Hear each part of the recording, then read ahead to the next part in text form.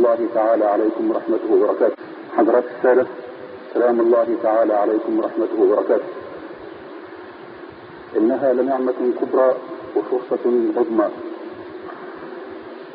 إنها نعمة الإسلام التي جمعت بين أبناء العالم الإسلامي، بين من كان في الشرق أو يكون في الغرب، وذلك الذي نحسه ونلمسه بين كل مسلم ومسلم أينما كان وحيثما وجد.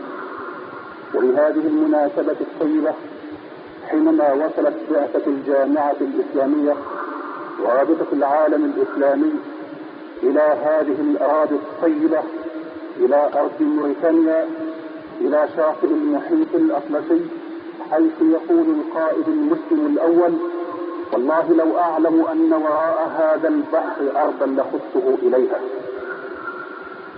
تلك البلدة التي كانت منتهى انطلاقة المسلمين، والتي وصل بها إليها الإسلام على أيدي أولئك الأقدمين، وإنا لنرى آثارهم في هذه البلاد، فما من منارة إلا على أكفهم، ولا من أذان إلا من حناجرهم، ولا من مدرسة إلا من أقلامهم. وقد حفظت هذه البلاد هذا التراث ونمت تلك النعمة حتى أصبحت في هذه القرون الأخيرة يفد من أبنائها أجلة العلماء إلى أقطار العالم الإسلامي، ففي مصر من كبار رجالاتها، وفي الأردن، وفي الحجاز، وفي غير ذلك من بقية البلدان الإسلامية.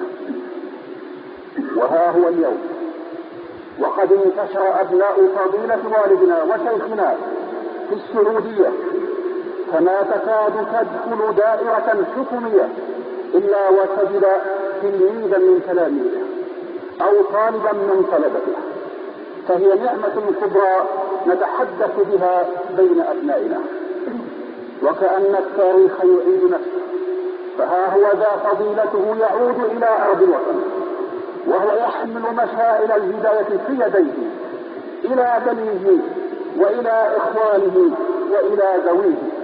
وإننا أيها الإخوة حينما جئنا إلى هذه الأرض وفي تلك الديار والربوع، فإننا نود من قلوبنا ونسأل الله تعالى من شعورنا أن نعود إلى بلادنا، وننتظر الوفود والوفود من العلماء الأجلاء ومن العاملين الأفاضل. إن تراث هذه البلدة لهو التراث العلمي الذي وغزت به بلاد العالم الإسلامي، وها نحن أولئك بين يدي فضيلته نستمع ونتعظ ونستفيد بما يفيضه علينا مما أفاض الله به عليه. نسأل الله تعالى لنا ولكم جميعا التوفيق، والسلام عليكم ورحمة الله وبركاته. بسم الله الرحمن الرحيم، والصلاة والسلام على سيدنا محمد وعلى آله وأصحابه ومن تبعهم بإحسان إلى يوم الدين. والسلام عليكم جميعا ورحمة الله وبركاته. وبعد فإني بهذه المناسبة أريد أن نلقي أضواء على بعض المسائل التي لها أهميتها في الإسلام، مع أنها يتصورها كثير من ذويه بمفاهيم غير صحيحة. من ذلك ما جاء في كتاب الله وسنة نبيه صلى الله عليه وسلم من الصفات التي تمدح بها خالق الكون جل وعلا، أو أثنى بها عليه نبيه صلى الله عليه وسلم كصفة الاستواء ونحو ذلك. فإن كثيرا من أهل الملة الإسلامية يتصورون ذلك بغير المفاهيم الحقيقية، والذي أريد أن أقول أن المفهوم الصحيح لذلك يتركز على ثلاثة أسس موضحة غاية الإيضاح في القرآن العظيم. الأول منها تنزيه خالق السماوات والأرض التنزيه التام الكامل عن مشابهة شيء من خلقه في الذوات والصفات والأفعال.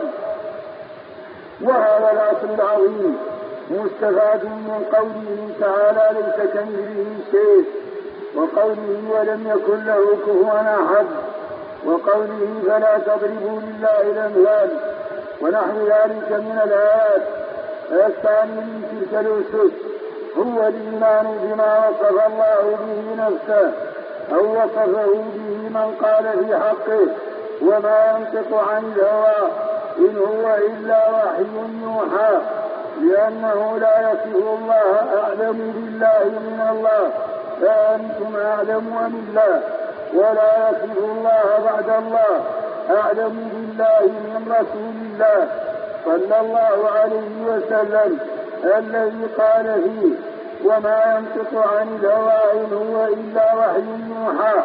وذلك الإيمان بالصفات مبني على أساس تنزيه الخالق عن مماثلة خلقه في شيء من ذواتهم وصفاتهم وأفعالهم، على نحو ليس كمثله شيء وهو السميع البصير، لإتيانه جل وعلا بقوله وهو السميع البصير بعد قوله ليس كمثله شيء له مغزى عظيم وسر كبير وتعليم واضح لا لبس في الحق معه، لأن السمع والبصر من حيث هما سمع وبصر يتصف بهما جميع الحيوانات ولله المثل الأعلى، فكأنه يقول لا تتنطع يا عبدي فتنفي عني صفة سمعي وبصري، مدعيا أن الحيوانات تسمع وتبصر وأن إثبات سمعي وبصري لي والإيمان بهما يستلزم التشبيه بما يسمع ويبصر من خلقي، لا بل آمن بسمعي وبصري وأثبتهما لي، ولكن لاحظ في ذلك الإثبات قولي قبله مقترنا به ليس كمثله شيء، فأول الآية دليل على التنزيه الكامل من غير تعطيل، وآخرها دليل على الإيمان بالصفات من غير تشبيه ولا تمثيل، فيلزم من ذلك إيمان وتنزيه.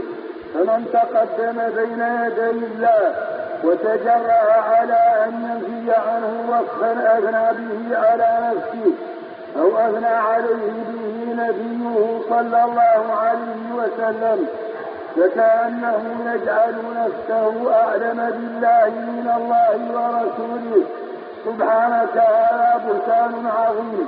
ومن اعتقد أن وصفا أثنى الله به على نفسه يشبه شيئا من صفات خلقه فهو أجهل خلق الله بالله، ومن أثبت لله ما أثبته لنفسه في حال كونه منزها ربه غاية التنزيه عن مشابهة صفات الخلق فهو مؤمن منزه سالم من ورطة التشبيه والتعطيل مستضيء بنور قوله تعالى ليس كمثله شيء وهو السميع البصير. الثالث من تلك الأسس قطع الطمع عن إدراك كيفية الاتصاف، لأن العقول لا تحيط علما بمن خلقها. قال تعالى يعلم ما بين أيديهم وما خلفهم ولا يحيطون به علما، فقوله لا يحيطون فعل في سياق النفي وهو صيغة العموم كما هو مقرر في الأصول. ومن المعلوم أن الفعل قسمان،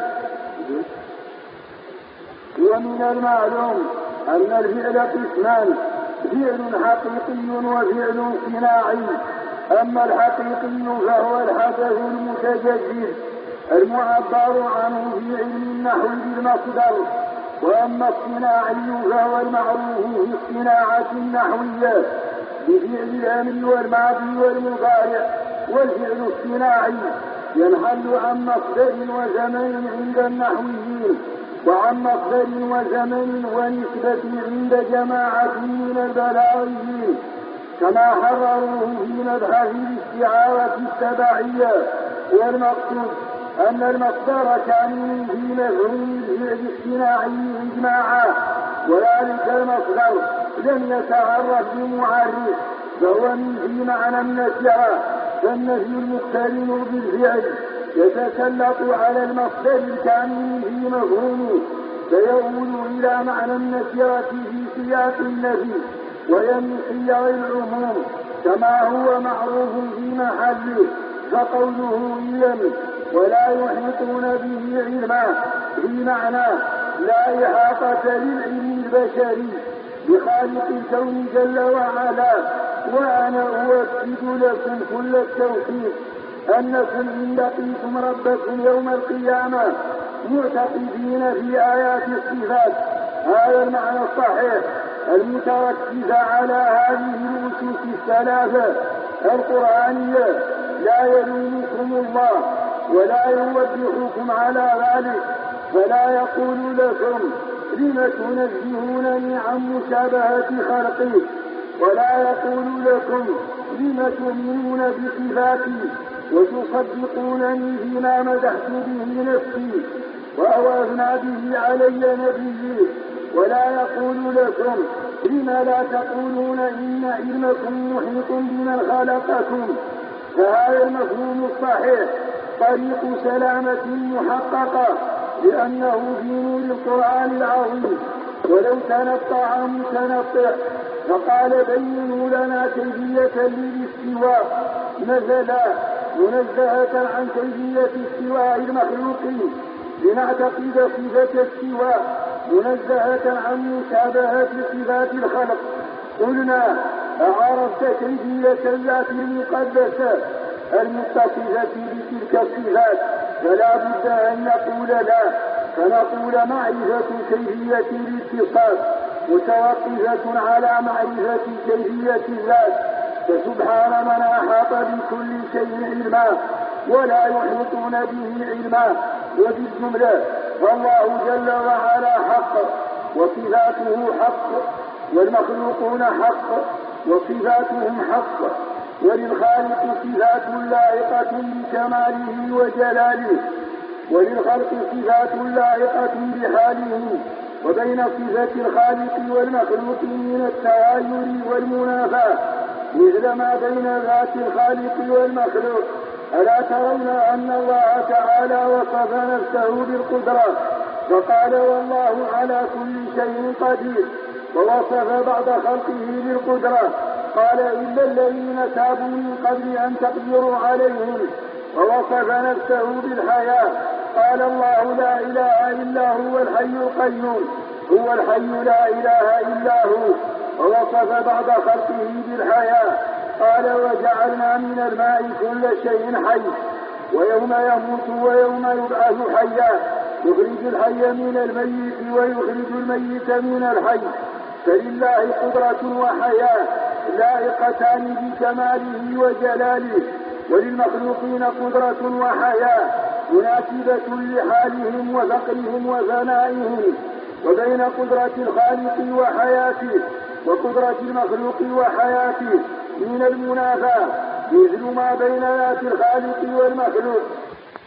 فنفسه بالعلم قال والله بكل شيء عليم فلنقصن عليهم بعلم، لكن الله يشهد بما أنزل إليه أنزله بعلمه. ووصف بعض خلقه بالعلم قال وإنه ليعلم لما علمناه وبشره بغلام عليم يعلمون ما تفعلون هل يستوي الذين يعلمون والذين لا يعلمون. فعلم الله منافي لعلم المخلوق كما بينا، ولو تتبعنا الآيات الواردة بنحو ذلك لجئنا بها منها بالمئات، ولكن القصد مطلق التمهيد. وكذلك وصف نفسه بالاستواء على العرش في 7 آيات من كتابه، ووصف بعض خلقه بالاستواء على بعض المخلوقات كقوله لتستووا على ظهوره ثم تذكروا نعمة ربكم إذا استويتم عليه، وقوله واستوت على الجود فإذا استويت أنت ومن معك على الفلك. فاستواء الله على عرشه الذي تمدح به وأغنى به على نفسه بالغ من الكمال والجلال ما يقطع على إيقاع أوهام المشابهة بينه وبين استواء خلقه كقدرته وعلمه وحياته، لأن ذاته حق وجميع صفاته حق، ولا يشبهه شيء من خلقه في ذاته ولا في شيء من صفاته، فالذات وجميع الصفات من باب واحد كلها حق وكلها منزهة عن مشابهة الخلق، والإيمان بكلها واجب. ثم إنه من المقرر في الأصول أن الكلام المفيد المعبر عنه في المعاني بالإسناد الخبري وبالنحو بالجملة الاسمية أو الفعلية وبالمنطق بالقضية بالنظر إلى ما دل عليه معناه التركيبي له حالتان: الأولى أن يدل على معنى واحد لا يحتمل غيره بوجه وهو المعروف بالنص في أشهر اصطلاحاته.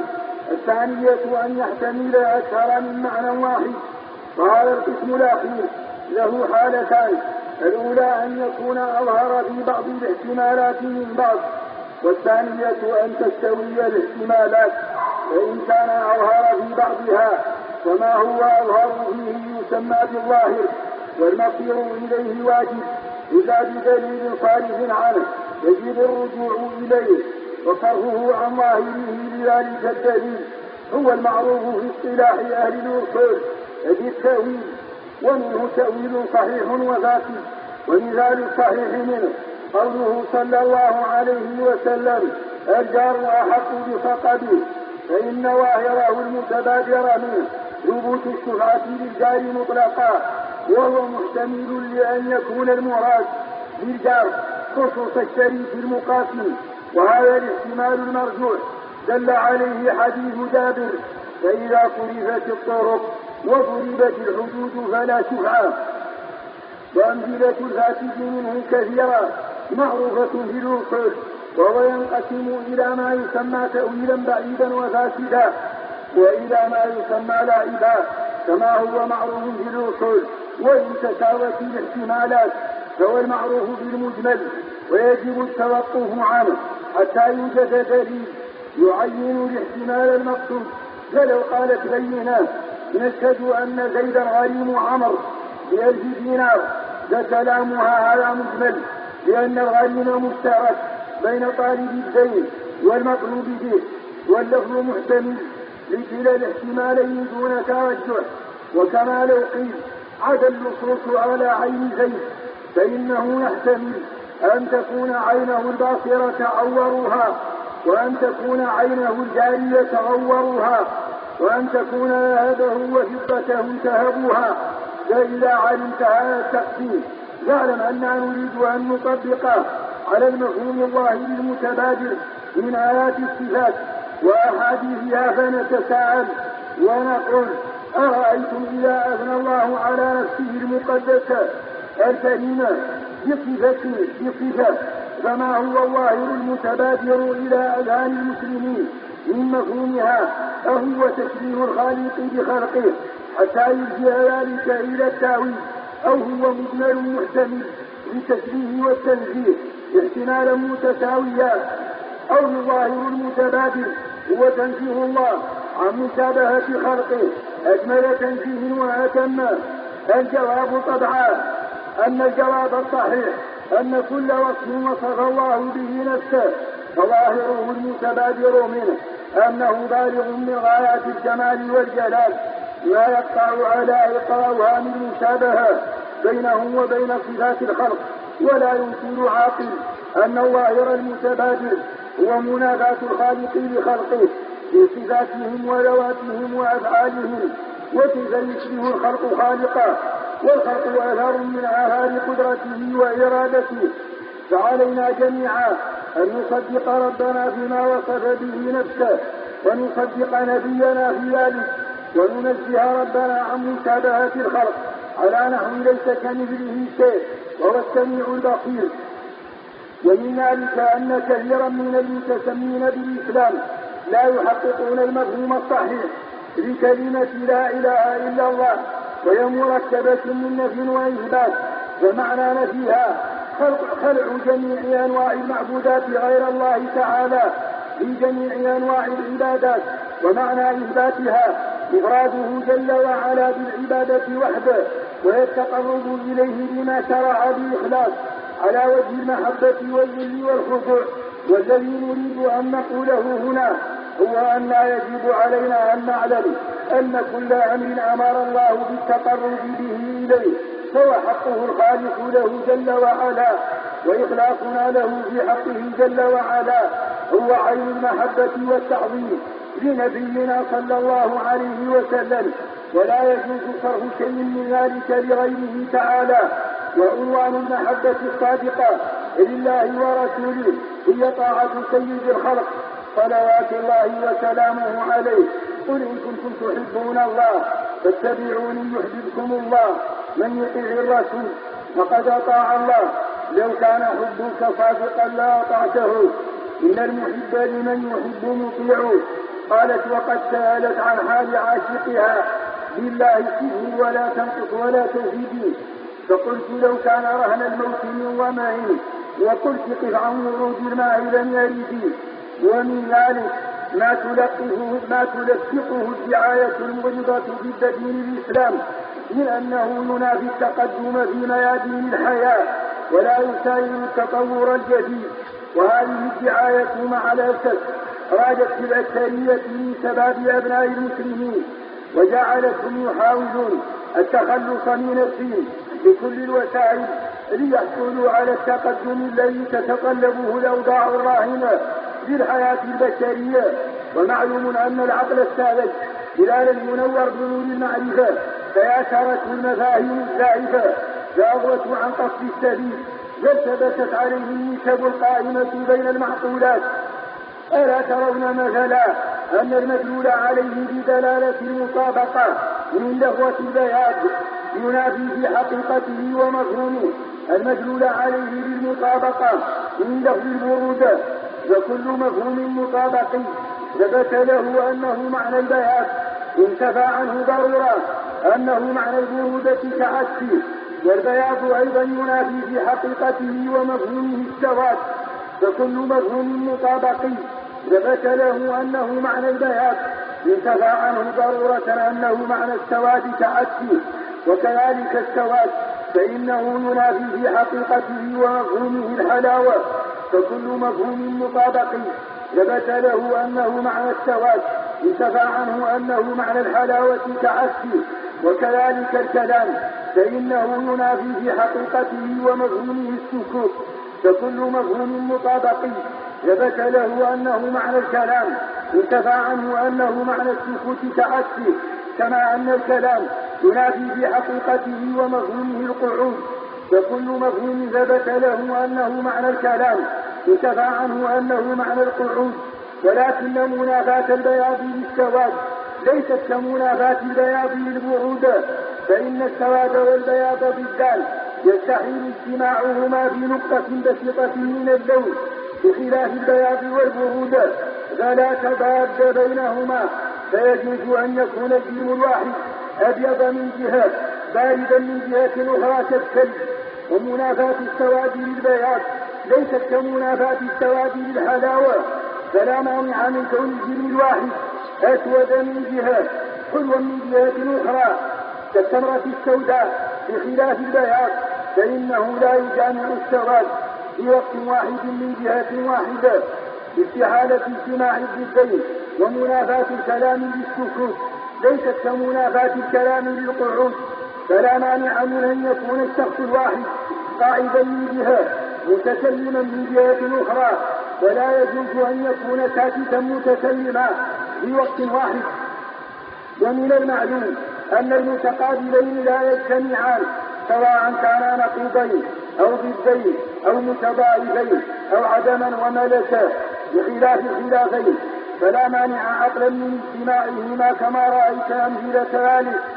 وإذا علمت هذا فاعلم أن الدعاية المغرضة ضد الإسلام خيلت للسلوك الديني أن النسبة بين التقدم وبين التمسك بالدين هي النسبة بين المتقابلين اللذين لا يمكن اجتماعهما كالسواد والبياض، تسببت في تلك الفلسفة السوفسطائية واختلاف خلق لا يخفى من دين الإسلام حين اعتقدوا أنه ينافي التقدم منافاة المتقابلين حرصا منهم على التقدم المزعوم وتفضيلا له على الدين. ولو علموا الحقيقة لعلموا أن النسبة بين التقدم والتمسك بالدين لها نظران من جهتين: الأولى النظر إليها بحكم العقل مجردا عن نصوص الوحي، والثانية النظر إليها بحكم ما جاء في ذلك من الوحي السماوي. أما بالنظر إلى الحكم العقلي مجردا عن النقل كالنسبة بين الدين والتقدم كالنسبة بين البياض والبرود، ذكرنا أن الدين الأبيض لا مانع عقلا من أن يكون باردا، فكذلك المتمسك بالآداب السماوية لا مانع عقلا من أن يكون متقدما في جميع ميادين الحياة كما عرفه التاريخ للنبي صلى الله عليه وسلم وأصحابه ومتابعيهم متابعة صحيحة. وأما بالنسبة إلى ما جاء في الكتاب والسنة من وعد الله الصادق للمتمسكين بالدين كقوله تعالى: وعد الله الذين آمنوا منكم وعملوا الصالحات ليستخلفنهم في الأرض، ونحوها من الآيات الكثيرة والأحاديث. فالنسبة بين التمسك بالدين والتقدم هي النسبة بين الملزوم واللازم، لأن التمسك بالدين على الوجه الكامل الصحيح ملزوم للتقدم الكامل والنصر النهائي، والتقدم لازم له. ومعلوم أن النسبة بين الملزوم واللازم لا تعدو أحد أمرين: إما أن تكون المساواة، وإما أن تكون العموم والخصوص المطلق، لأن اللازم لا يكون أخص من ملزومه مطلقا ولا من وجه، ولا يكون مباينا له كما هو معلوم. فالإنسان مثلا ملزوم بالحيوانية والناطقية، وهما لازمان له، وأحد هذين اللازمين مساو له بما أصدق وهو الناطق، والثاني أعم منه وهو الحيوان. ومعلوم أن الوحي الصحيح ناقل عن حكم العقل كما هو معروف. فالنسبة بين الأمرين على الحق الذي اقتضاه الوحي المنزل هي النسبة بين الملزوم واللازم. وانظر كيف استطاع أولئك الأعداء أن يصوروا عند هؤلاء من المتسمين باسم الإسلام نسبة الملزوم للازم بصورة مضادة أخرى هي نسبة الجد للجد، فقطعوا بذلك صلتهم بربهم ودينه. ثم إنا نريد هنا أن نسلط بعض الأضواء على حقيقة الموقف الطبيعي للإسلام والمسلمين من الحضارة الغربية في فلسفة منطقية تترك ليل المسألة نهارا، وذلك بكشف نقابها واستبانة ما وراء بابها بدليل اصطلاحي متقدم مشهور يسميه علماء الجدل التقسيم والترتيب، ويسميه علماء المنطق الشرطي المنفصل، ويسميه علماء الأصول الشرع والتقسيم. ولما كان هذا الدليل العظيم هو السبيل الوحيد إلى إيضاح هذه المسألة إيضاحا لا يختلف بعده اثنان، أردنا أن نشير إليه إشارة خاطفة ثم نذكر أمثلة له في القرآن العظيم وآثارا من آثاره التاريخية، ثم نطبقه على مسألتنا تطبيقا واضحا يكشف ظلامها وينير دجاها. اعلم أولا أن مبنى هذا الدليل العظيم على أمرين: أحدهما حصر أوصاف المحل بطريق من طرق الحصر كالعقل والاستقراء، وهذا هو المعبر عنه بالتقسيم، والثاني اختبارها بعد الحصر اختبارا صحيحا يتميز به فاسدها من صحيحها، وهو المعبر عنه بالصبر، لأن الصبر في لغة العرب هو الاختبار، والأصوليون يستعملون هذا الدليل باستنباط علة الحكم الشرعي بمسلك الصبر والتقسيم، فهو مسلك من مسالك العلة عندهم بطريق من طرق الحصر، ثم يبطلون الباطل منها بطريق من طرق الإبطال المعروفة عندهم، ويعطون الصالح منها للتعريف كما هو معلوم في محله. والمنطقيون يستخدمون هذا الدليل لغرض آخر، وهو استنتاج وجود النقيض من عدم نقيضه أو عدمه من وجوده، أو استنتاج عدم الضد من وجود ضده، ونحو ذلك كما هو مفصل في أقسام قياس الشرطي المنفصل الثلاثة كما هو معلوم في محله. والجدليون يستعملون هذا الدليل لإفحام الخصم وإقناع القاصر عن الدليل، فيحصرون الأوصاف ويكبرونها بعد الحصر فيتبين صحيحها من فاسدها. وسنذكر هنا 4 أمثلة لهذا الدليل في القرآن العظيم، كل واحد منها فيه إفحام لبعض المجادلين من الكفار. الأول منها قوله تعالى ردا على الذين قالوا أجعل الآلهة إلها واحدا الآية أم خلقوا من غير شيء أم هم الخالقون، فكأنه يقول لهؤلاء المنكرين توحيده في عبادته لا يخلو الأمر بالتقسيم الصحيح من واحدة من 3 حالات: الأولى أن يكونوا خلقوا من غير خالق خلقهم أصلا، الثانية أن يكونوا خلقوا أنفسهم، الثالثة أن يكون لهم خالق غير أنفسهم هو ربهم ومعبودهم الواحد جل وعلا. وإذا رجعنا إلى هذه الأقسام الثلاثة التي انحصرت فيها الأوصاف بالصبر وجدنا الأولين منها باطلين بطلانا ضروريا لا يحتاج إلى دليل، فتعينت صحة القسم الثالث وهو أنهم خلقهم خالق هو ربهم ومعبودهم، فدلالة هذا السبب والتقسيم على عبادة الله وحده قطعية. وقد عرف في الآية القسم الصحيح من الأقسام لظهوره ولأنه يذكر في آيات أخرى وحذف ما يعلم جائز.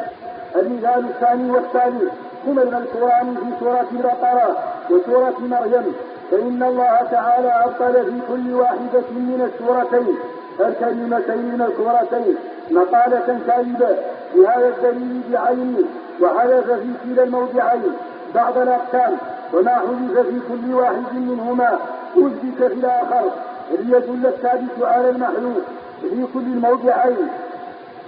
أما المقالة التي كذبها الله جل وعلا بهذا الدليل في سورة البقرة فهي قول اليهود لن تمسنا النار إلا أياما معدودة، فقد قال تعالى ردا عليهم قل اتخذتم عند الله عهدا فلن يخلف الله عهده أم تقولون على الله ما لا تعلمون، فكأنه يقول لهم لا يخلو مستندكم في دعواكم أن النار لن تمسكم إلا أياما معدودة من واحدة من 3 حالات: الأولى أن يكون الله أعطاكم عهدا بذلك فإنه لا يخلف الميعاد، الثانية أن تكونوا اطلعتم على الغيب فعلمتم أن الله كتب ذلك في اللوح المحفوظ أن النار لن تمسكم إلا أياما معدودة، الثالثة أن تكونوا قلتم ذلك افتراء وكذبا على الله.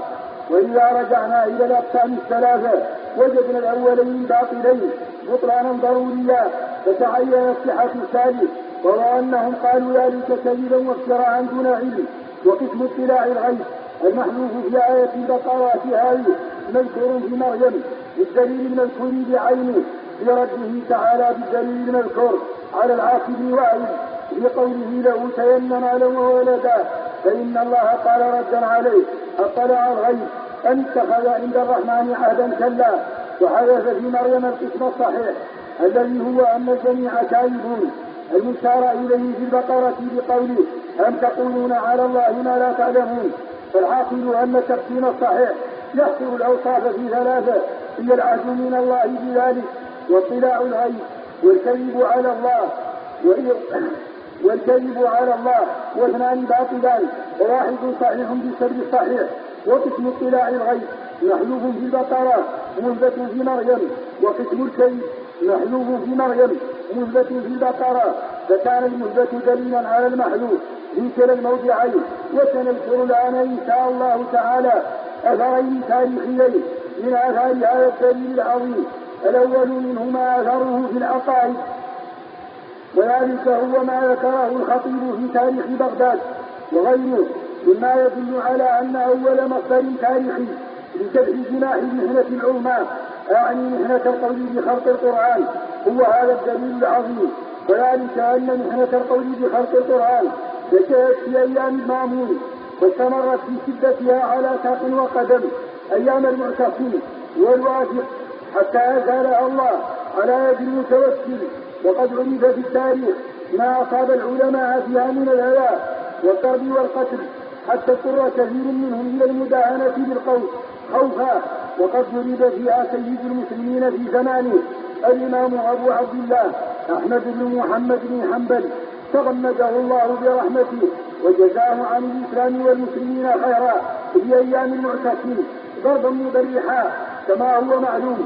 وقد ذكر الخطيب في تاريخ بغداد في كلامه على ترجمة أحمد بن أبي دؤاد من طريق محمد بن الوافق ما ملخصه.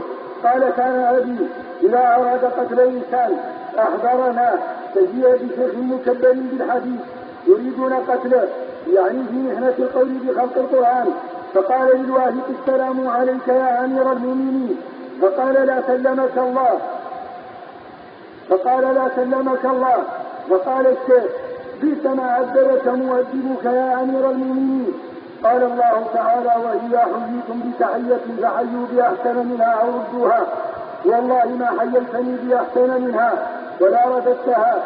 وقال الوافق: ذنوا لأبي عبد الله وأصحابه، يعني ابن أبي دؤاد. فقال الوافق لابن أبي دؤاد: سلم على الشيخ وناوله. فقال ابن أبي دؤاد: ما تقول في القرآن؟ فقال الشيخ: ما أنصفتني، يعني ولي السؤال. فقال له ابن أبي دؤاد: سل. فقال: ما تقول في القرآن؟ قال: مخلوق. فقال الشيخ: مقالتك هذه التي تدعو الناس إليها هل كان رسول الله صلى الله عليه وسلم وأبو بكر وعمر وعثمان وعلي والخلفاء الراشدون؟ ثم قال له: ما تقول في القرآن؟ فقال: مخلوق. فقال الشيخ: هذا شيء علمه رسول الله صلى الله عليه وسلم وأبو بكر وعمر وعثمان وعلي رضي الله عنهم، أو شيء جهلوه. فقال ابن أبي دؤاد: هذا شيء علموه ولم يدعوا الناس إليه. فقال له الشيخ: هل لا وسعك ما وسعهم؟ فقام الوافق إلى محل خلوته وضجع وجعل يقول: سبحان الله، شيء لم يعلمه رسول الله صلى الله عليه وسلم ولا الخلفاء الراشدون علمته أنت. سبحان الله، شيء علموه ولم يدعوا الناس إليه، ألم يسعك ما وسعهم؟ وسقط من عينه ابن أبي دؤاد ولم يمتحن بعد ذلك أحدا، وأمر بفك القيود عن الشيخ وإعطائه مالا واللين له في انصرافه إلى أهله. وهذه القضية وإن كانت أسانيدها لا تخلو من بعض من لا يعرف، فهي مشهورة عند العلماء وتلقاة منهم بالقبول، والاحتجاج بها صحيح لا شك فيه. ومضمون احتجاج هذا الشيخ على ابن أبي دؤاد هو هذا الدليل العظيم، فكأنه يقول: لا يخلو الأمر بالتقسيم الصحيح من أحد أمرين: إما أن يكون النبي وخلفاؤه الراشدون كانوا عالمين بمقالتك هذه، وإما أن يكونوا كانوا جاهلين بها ثم رجع بالسبب الصحيح إلى القسمين. فبين أن ابن دؤاد مرتكب غير الصواب على كل تقدير، فعلى أنهم كانوا عالمين بها ولم يدعوا الناس إليها فله فيه إسوة بعدم الدعوة إليها، ولا شك أنه يسعه ما وسعهم، وعلى أنهم كانوا غير عالمين بها فدعواه هو أنه عالم بما لم يعلموا أمرها واضح. ومن آثار هذا الدليل التاريخية الأدبية ما ذكره أن عبد الله بن همام السلولي وشابه واسم إلى ابن زياد، فدعا ابن زياد بن همام السلولي وقال: ما حملك على أن تقول في كيف وكيف؟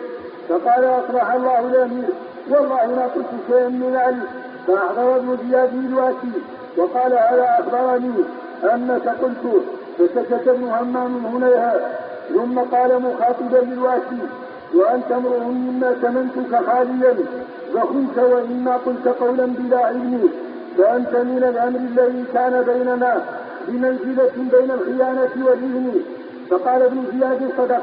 وطرد الواسي ولم يصر منه سوء للسلولي، والبيتان مضمنان هذا الدليل المذكور، فكأنه يقول: لا تخلو بالتقسيم الصحيح من أحد أمرين: إما أن يكون ثمنك على سر فأفشيته، وإما أن تكون قلت ذلك عليه كذبا وبهتانا. ورجع بالسبب الصحيح إلى القسمين، فوجد الواسي مرتكبا ما لا ينبغي على كل تقدير، لأنه إما خائن لأمانته أو كاذب وبهتان. فإذا عرفت هذا الدليل ورأيت بعض أمثلته في القرآن وبعض آثاره التاريخية فاعلم أننا نريد الآن أن نوضح به الموقف الطبيعي للإسلام من الحضارة الغربية. اعلم أولا أن الحضارة الغربية قد دل الاستقرار التام القطعي الصحيح على أن منها ما هو نافع غاية النفع لا غنى عنه للبشر في ميادين الحياة بحالاتها الراهنة وتطوراتها المتتابعة، وذلك ما خدمت به الإنسان من حيث أنه جسد، فقد خدمت الإنسان من ناحية عنصره الجسدي خدمات هائلة ما كانت تدخل في تصور البشر وتقدمها المادي في جميع النواحي والميادين والتنظيم أظهر من أن يحتاج إلى التنويه عنه. ومنها ما هو ضار غاية الضرر وهو عام بجميع اتجاهاتها الروحية، فهي غنية من جهة الناحية المادية مدركة من الناحية الروحية، وطغيان المادة على الروح يهدد البشر بخطر داهي. ومن المعلوم أن الإنسان مركب من عنصرين مختلفين في الحقيقة والمفهوم والصفات النفسية، وباختلاف جوهريهما تختلف متطلباتهما، فللجسم متطلبات وللروح متطلبات ولا يسد أحدها مكان الآخر. فالحضارة استطاعت تحصيل متطلبات الجسم وعجزت عن تحصيل متطلبات الروح، والعالم إن لم تدبره الروح المهذبة المربى تربية سماوية على ضوء الوحي الصادق من خالق السماوات والأرض كان في خطر وقلق دائمين، لأن الروح البهمية من طبيعتها الافتراس والابتزاز والظلم مهما قدرت، وآثار عدم التربية الروحية الصحيحة ظاهرة في أقطار الدنيا من الكوارث والمصائب وأنواع المفادح الواقع على كل دولة ضعيفة وكل شعب ضعيف كما لا يخفى. والذي نريد أن نقوله هنا هو أن التقسيم الصحيح يحصر موقف الإسلام من الحضارة الحالية ل4 أقسام لا خامس لها البتة. الأول أخذها كلها ضارها ونافعها، الثاني تركها كلها نافعها وضارها، الثالث أخذ ضارها وترك نافعها، الرابع أخذ نافعها وترك ضارها. فنرجع إلى هذه الأقسام 4 بالسبب الصحيح فنجد 3 أقسام منها باطلة وواحدا صحيحا.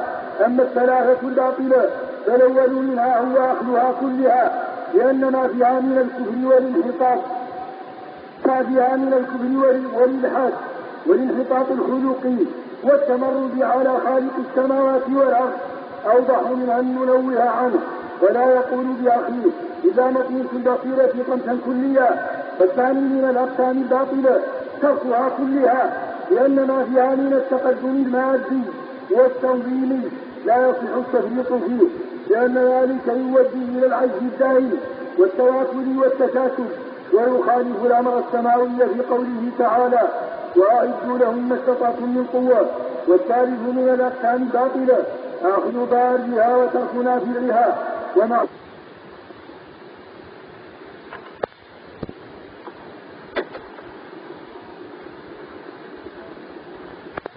لا يفعله من يصدق عليه اسم العاقل. الرابع وهو القسم الصحيح أخذ النافع منها وترك الضار، وذلك بالسعي البالغ في تحصيل ما اشتملت عليه من الإنتاجات المادية والتنظيمية، وقضية تحصيل ذلك ممكنة مع الجد لا مستحيلة، مع التباعد الكامل عما جلته من الكفر والإلحاد والتمرد على نظام السماء الذي وضعه خالق الكون جل وعلا على لسان سيد البشر صلوات الله وسلامه عليه. وكذلك كان النبي صلى الله عليه وسلم يفعل، فإنه لما حاصره الأحزاب في غزوة الخندق وقال له سلمان كنا إذا أخذنا خندقنا انتفع في دنياه بتلك الخطة العسكرية التي هي حفر الخندق، ولم يمنعه من ذلك أن الأذهان التي ابتكرتها أذهان الكفار مجوس يعبدون النار. وقد هم صلى الله عليه وسلم أن يمنع وطن نساء المرابع، لأن العرب كانوا يظنون أن وطن المرضع يضر بولدها ويضعف عونه، وفي ذلك يقول شاعرهم فوارث لم يغالوا في رضاع فتنبو في أكفهم السيوف، فأخبرت فارس والروم أنهم يفعلون ذلك ولا يضر أولادهم، فأخذ صلى الله عليه وسلم تلك الخطة الطبية من الكفار ولم يمنعهم من الانتفاع الدنيوي بها أنهم كفار، وقد انتفع صلى الله عليه وسلم في سفر الهجرة بخبرة عبد الله بن هريقة الجهلي حين دله على الطريق حتى وصل المدينة بسلام، ولم يمنعه من الانتفاع بخبرته الدنيوية كونه كافرا. وفي المثل اجتني الثمار وارق الخشبة في النار. ومن المؤسف أن أكثر المثقفين في الأقطار الإسلامية في جميع أنحاء الدنيا يعكسون القضية فيأخذون من حضارة الغرب كل ما في عن إفلاس الروحي وانحطاط الخلقي وإلحاد الكفري وتمرد على نظام السماء الذي وضعه خالق الكون في الوقت الذي لم يحصلوا فيه على شيء من إنتاجاتها المادية والتمويلية، فخسروا الدنيا والآخرة. ذلك هو الخسران المبين. ما أحسن الدين والدنيا إذا اجتمعا وأصبح الكفر والإفلاس بالرجل. فدين الإسلام دين التقدم في جميع ميادين الحياة، ودين تهيب الروح التقدمية وتصفيتها من الأمراض المخلة بمعنى إنسانيتها على ضوء تعليم خالق الكون جل وعلا. ومن أراد بعض الأمثلة الرائعة على جمع الإسلام بين التقدم في الميادين والمحافظة على الآداب الروحية السماوية فليقرأ قوله تعالى: وإذا كنت فيهم فأقمت لهم الصلاة فلتقم طائفة منهم معك وليأخذوا أسلحتهم فإذا سجدوا فليكونوا من ورائكم. الآيتين فإنك تراه ينظم الخطة العسكرية أحسن تنظيم وأدقه في الوقت الذي يحافظ فيه على ذلك الأدب الروحي السماوي في وقت امتحان السلاح المسلح والرؤوس تنزل عن الأعناق، ألا وهو الصلاة جماعة في ذلك الوقت الضنك. وقرأ قوله تعالى: يا أيها الذين آمنوا إذا لقيتم فئة فاثبتوا واذكروا الله كثيرا لعلكم تفلحون. فتراه يأمر بذكر الله وتقوية الصلة به جل وعلا عند التقاء الصفين في ميدان القتال. ومن ذلك ما يعتقده الكثيرون من أن الإيمان ليس بالسلاح يقاوم كل سلاح مهما بلغ من التطور. فنريد هنا أن نلقي الضوء على أن الإيمان هو أعظم سلاح كما شهد بذلك التاريخ القرآني. ألا ترون أن النبي صلى الله عليه وسلم لما حاصره هو وأصحابه الأحزاب ذلك الحصار العسكري التاريخي العظيم المذكور في قوله تعالى: إن جاءوكم من فوقكم ومن أسفل منكم وإن زاغت الأبصار وبلغت القلوب الحناجر وتظنون بالله الظنونا هنالك ابتلي المؤمنون وزلزلوا زلزالا شديدا. وجميع أهل الأرض في ذلك الوقت يقاطعون النبي وأصحابه سياسة واقتصادا. وفي الوقت نفسه غادرت يهود قريظة فلم يبق للمسلمين في ذلك الوقت من أهل الأرض صديق ولا معين. ألا ترون أنهم لم يقاوموا هذا الحصار العسكري التاريخي العظيم في هذا الموقف الحرج إلا بسلاح الإيمان الصادق وصدق الالتجاء إلى الله جل وعلا، كما قال تعالى عنهم: ولما رأى المؤمنون الأحزاب قالوا هذا ما وعدنا الله ورسوله وصدق الله ورسوله وما زادهم إلا إيمانا وتسليما. وقد كان من نتائج هذا الإيمان العظيم والتسليم الخالص لله جل وعلا ما قصه الله علينا في كتابه في قوله: ورد الله الذين كفروا بغيظهم لم ينالوا خيرا وكفى الله المؤمنين القتال وكان الله قويا عزيزا. وأنزل الذين ظاهرهم من أهل الكتاب من صياصيهم يعني من حصونهم وقذف في قلوبهم الرعب فريقا تقتلون وتسرون فريقا فأورثكم أرضهم وديارهم وأموالهم وأرضا لم تطئوها وكان الله على كل شيء قديرا. وهذا الذي نصرهم الله به ما كان في حسبانهم ولا ظنهم، كما قال تعالى: يا أيها الذين آمنوا اذكروا نعمة الله عليكم إذ جاءتكم جنود فأرسلنا عليهم ريحا وجنودا لم تروها.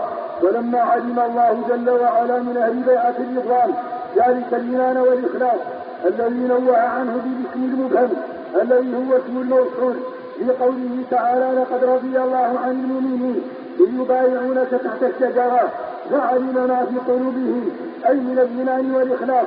كان من نتائج ذلك الإيمان ما ذكره في قوله وأخرى لم تقدروا عليها قد أحاط الله بها وكان الله على كل شيء قديرا. صرح بأن إمكانياتهم العددية والعددية لا تقدرهم عليها فأقدرهم الله عليها لإخلاصهم وإيمانهم. وفي الختام نقول إن دين الإسلام صالح لتموين أحوال البشرية في جميع أطوارها واتجاهاتها. ومعلوم أن المصالح التي يدور حولها التشريع ثلاثة: الأولى درء المفاسد، والثانية جلب المصالح، والثالثة الجر على مكارم الأخلاق ومحاسن العادات.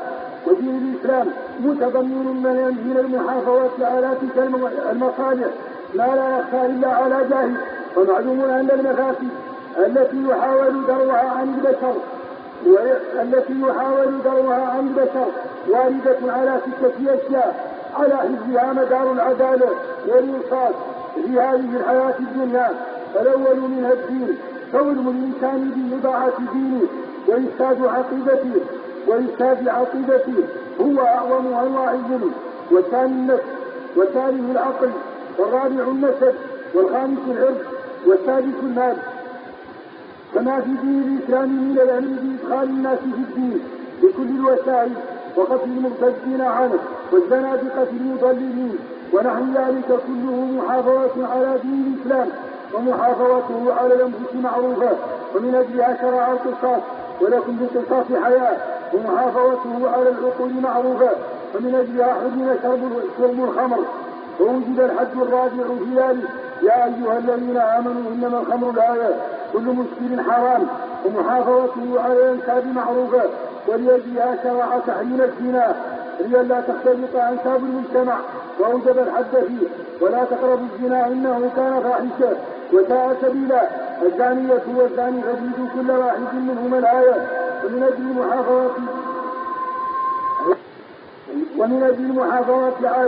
المحافظة على النسب أوجب العدة على النساء عند المفارقة لئلا يختلط معه رجل بماء رجل آخر في رحم امرأة. والمطلقات يتربصن بأنفسهن ثلاثة قروء الآية. والذين يتوفون منكم ويذرون أزواجا يتربصن الآية. ومن أجل ذلك منع سقي زرع الرجل بماء غيره فمنع نكاح الحامل حتى تضع حملها. وولاة الأحمال يجلهن أن يضعن حملهن ومحافظته على الأعراض معروفة. ومن أجلها شرع حد القذف مع رد شهادة القاذف والحكم بتصديقه. والذين يرمون المحصنات ثم لم يأتوا ب4 شهداء فجلدوهم 80 جلدة ولا تقبلوا لهم شهادة أبدا وأولئك هم الفاسقون إلا الذين تابوا. ومحافظته على المال معروفة. ومن أجلها أوجب حتى السرقة والسارق والسارقة فاقطعوا أيديهما الآية. فتلك اليد التي خلقها الله وجعلها ببديع صنعه بغاية الاستعداد إلى مزاولة الأعمال النافعة لتكون أداة فعالة في نفع الدنيا والآخرة. لما مدت أصابعها الخائنة الخسيسة إلى هذه الرذيلة التي هي في غاية الانحطاط والخسة أمر الله بإزالتها كعملية تطهيرية وإزالة عضو فاسد لتصح بإزالته بقية البدن. ولذلك إذا قطعت يد السارق طهر جميع بدنه من النجاسة المعنوية الروحية التي لطخته بها تلك اليد الخائنة. وقد ثبت في الصحيحين من حديث عبادة بن الصامت رضي الله عنه أن الحدود الشرعية كفارات ومطهرات من تلك الرذائل كما هو معروف.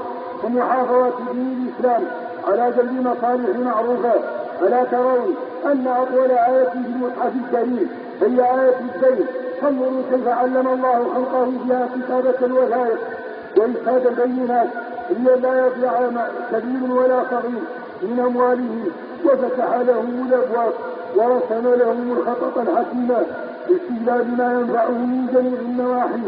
وأمرهم بمكارم الأخلاق وحسن المعاملات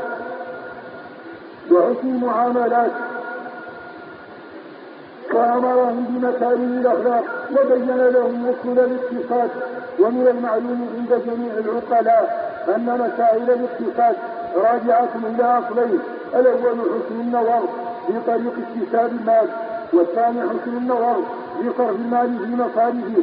والدين يوضح ذلك كله على ضوء تنوين خالق البشر بوجوه الاكتساب ووجوه الصرف في حدود معروفة معينة، فيمنع الاكتساب المنطوي على ما لا ينبغي كقوله وحرم الربا، ومنع الصرف فيما لا ينبغي كقوله فسينفقونها ثم تكون عليهم حسرة.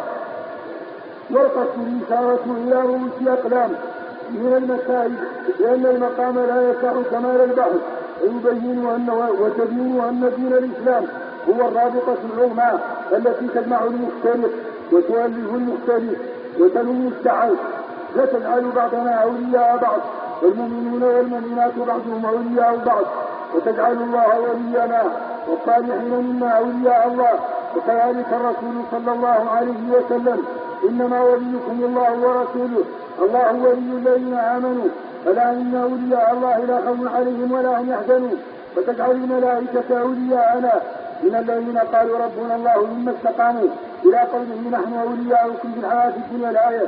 ولأجل هذه الولاية الإيمانية بيننا وبينهم دعوا لنا ذلك الدعاء القرآني العظيم: الذين يحملون العرش ومن حوله يسبحون بحمد ربهم ويؤمنون به. وبين لنا أن إلى قوله جل وعلا ويؤمنون به ربنا ويستغفرون للذين آمنوا ربنا وسعت كل شيء رحمة وعلما فاغفر للذين تابوا واتبعوا سبيلك إلى آخر الدعاء. فيبين لنا أن جميع الروابط تتلاشى أمام هذه الرابطة السماوية. لا تجد قوما يؤمنون بالله واليوم الآخر يوادون من حاد الله ورسوله ولو كانوا آباءهم أو أبناءهم أو إخوانهم أو عشيرتهم إلا رابطة نسبية أعظم من رابطة الآباء والأبناء والإخوان والعشائر. وقد رأيت تلاشيها أمام رابطة الإيمان ودين الإسلام. مع ذلك لا يمكن أصل الروابط ولا يريد غيابة الأسرة النسبية وأواخر القرابات، وقد خصص بالميراث القرباء مراعاة لتلك الرابطة وأوجب صلات الأرحام وشدد في قطعها مراعاة لتلك الرابطة. ولا ننكر أن الله جل وعلا قد نفع بعض رسوله الكرام بعصبيات نسبية لا تمت إلى الدين بصلة، وجعل لذلك آثارا حسنة على الإسلام وأهله. قال تعالى: ألم يجدك يتيما فآوى، يعني آواك بأن ضمك إلى عمك أبي طالب، وذلك بعصبة نسبية لا تمت إلى الدين بصلة. وقد بين الله لنبيه أن ذلك منة منه عليه، ومن ذلك قرابة النسبية قول أبي طالب: والله لن يصلوا إليك بجمعهم حتى وسد في التراب دفينا. وقد عرف النبي صلى الله عليه وسلم هذه القرابة النسبية لبني المطلب بن عبد مناف، فإنهم ناصروا الهاشميين مناصرة عصبية لا دينية كما هو معلوم. ولذلك لما قسم صلى الله عليه وسلم خمس غنيمة خيبر جعل نصيبي القربان من الخمس لبني هاشم وبني المطلب، ومنع منه إخوتهم الآخرين من بني عبد شمس وبني نوفل، لأن أولاد عبد مناف بن قصي 4 هاشم والمطلب وعبد شمس ونوفل. ولما جاء عثمان بن عفان وجبير بن مطعم يكلمان النبي صلى الله عليه وسلم في إعطائه بني المطلب من الخمس دون بني عبد شمس وبني نوفل، بين لهم أن المطلبيين لم يفترقوا مع الهاشميين في جاهلية ولا إسلام. ومعلوم أن عثمان بن عفان بن أبي العاص بن أمية بن عبد شمس بن عبد مناف وجبير بن مطعم بن عدي بن نوفل بن عبد مناف. وقد قال أبو طالب في لاميته المشروعة: جزى الله عنا عبد شمس ونوفلا عقوبة شر عاجل غير عاجل بميزان قسط لا يخيف شعيرة له شاهد من نفسه غير عائل. وقد رفع الله بالرابطة النسبية نبيه شعيبا ونبيه صالحا.